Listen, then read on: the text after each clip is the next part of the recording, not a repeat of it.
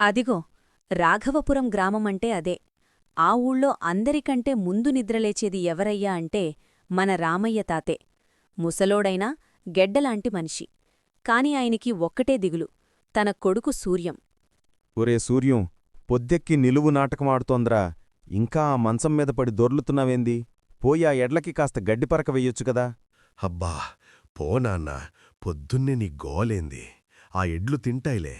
నాకేదో అదృష్టం కలిసొచ్చి కోట్లు సంపాదించాలనుందిగాని నీగాగా ఆ బురదలో దిగి కష్టపడలేన్నాయనా. ఏరా సూర్యం, ఎంతకాలం ఇలా తిరుగుతావు? మీ నాన్న ముసలోడైపోయాడు.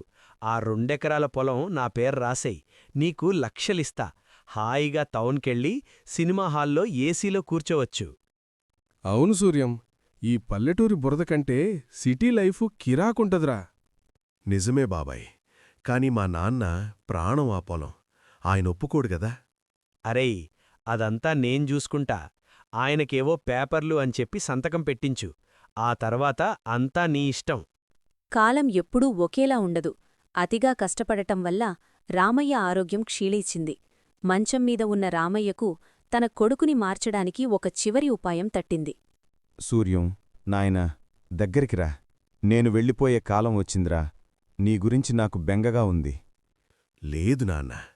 వినరా, మన పొలంలో ఆ మధ్య మడిదగ్గర ఒకచోట బంగారం దాచిపెట్టాన్రా. మన తాతల కాలం నాటి నిధి అది. నేను తీయలేకపోయాను. నేను పోయాక ఎవరికీ చెప్పకుండా నువ్వే ఆ పొలం మొత్తం తవ్వి ఆ బంగారం తీసుకో. దాంతో నీ బతుకు మారిపోతుంది. రామయ్య ఆ మాట చెప్పి కన్నుమూశాడు. సూర్యం గుండెల్లో తండ్రిపోయాడనే బాధకంటే ఆ బంగారం ఎక్కడుందో అన్న ఆశే ఎక్కువగా మెదిలింది. నాన్నపోయిన 3వ రోజే సూర్యం చేతిలో పార పట్టుకుని పొలానికి వెళ్ళాడు. అమ్మో, ఈ మట్టేందింత గట్టిగా ఉంది? ఇక్కడ తవనా? వద్దు, నాన్న మధ్యమడి అన్నాడు గదా. వడగాల్పులు, చెమట, ఒక్కొక్క అడుగు తవ్వుతుంటే సూర్యానికి ప్రాణం పోయేంత పనైంది. ఒకరోజు కాదు, 10 రోజులు పొలం మొత్తం గెడ్డపారతో అంగుళం అంగుళం తవ్వేశాడు. నిధి దొరకలేదు కాని సూర్యం శరీరం మాత్రం గట్టిపడింది. కష్టమంటే ఏంటో అతనికి అనుభవంలోకి వచ్చింది. నాన్నా, మోసం చేశావా? పొలమంతా తవ్వినా ఒక్క రూపాయి బిళ్లగూడా దొరకలేదే. నా ఒళ్లంతా నొప్పులు పుడుతున్నాయి. ఈ కష్టం పగవాడిక్కూడా వద్దు. నాయనా, ఎలాగో పొలవంతా తవ్వేశావు కదా, వర్షాలు పడుతున్నాయి, కాస్త విత్తనాలు వేద్దాంరా.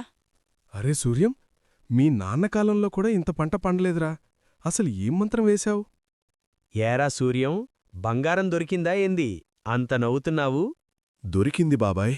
ఆ భూమి లోపల కాదు, నేను చిందించిన చెమటలో దొరికింది. నేను పొలం మొత్తం తవ్వడం వల్లే నేల బాగుపడి ఈ పంట పండింది. నాన్న చెప్పిన బంగారం ఇదే. ఈ పంట అమ్మితే వచ్చే సొమ్మే నా నిధి. అప్పుడే సూర్యానికి అర్థమైంది, కష్టాన్ని నమ్ముకుంటే మట్టి కూడా బంగారమవుతుందని. ఆ రోజునుంచి సూర్యం సోమరితనాన్ని వదిలి ఊరికే ఆదర్శప్రమేయమైన రైతుగా మారాడు.